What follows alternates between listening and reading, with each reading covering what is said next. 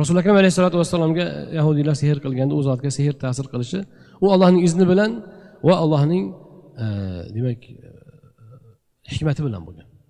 Rasul akram alayhissalatu vassalom o'shandan qancha uni haliga ta'sirlanganlar qaysi darajada bo'lgan? Shu bemor bo'lganlar biroz holatlari og'ir nima kechgan. Haligi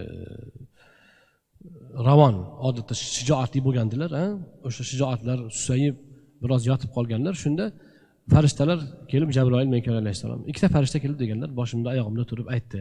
Bunga sehr qilingan dedi. Falon quduqda bor, shu tuguni yechib tashlaylar deganlar. U Alloh subhanahu va taoloning hikmati izni bilan bo'lgan. Ya'ni u zot alayhissalatu vassalomga zarar yetkazadigan darajada bo'lmagan u. Biroz faoliyatlarini susaytirishga harakat bo'lgan. Bu ham Payg'ambarimiz alayhissalatu vassalomning misollarida sehrga muolaja qilishni yo'lini ko'rsatish bo'lgan. Hazrat Ali borib o'sha quduqni olib, haligi tugunni olib yechib, dam solishgan. Tugun bilan jinlarni bog'lash bu o'sha jinlarning ishi, o'sha folbinlarning ishi.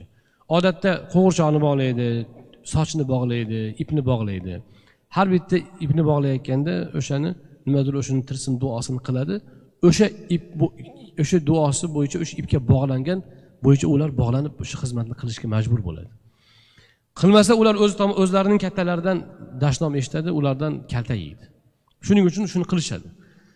O'sha tugunlarni yechib yuborish kerak. Yo'inki suvga oqizib yuborish kerak. Yoqmagan yaxshi.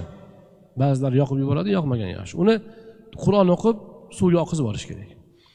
Endi ba'zi bir folbinlar bor, ba'zi bir lo'lilar bor, uyga kirib olib, toza daraxt tomirini tagida bir narsa bor deb da'vo qiladi. Ular odatda o'zi qo'yib o'zi oladi. Siz faqat sezmay qolasiz. U haligi fokuschilar harakat qilsa sezmaysiz-ku.